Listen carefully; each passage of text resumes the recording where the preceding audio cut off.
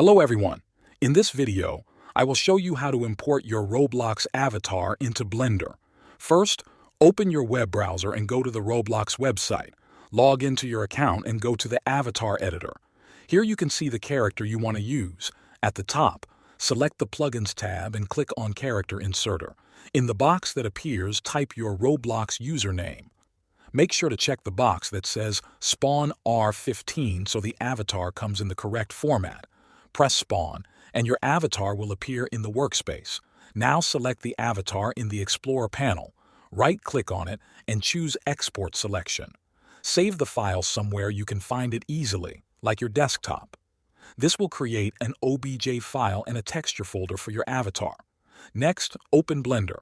Go to File, then Import, and choose Wavefront OBJ. Find the file you exported and import it. Your Roblox avatar will now appear inside Blender.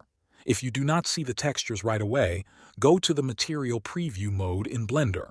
Then, in the Shader Editor, connect the image textures that came with your export. This will give your avatar the correct Roblox look.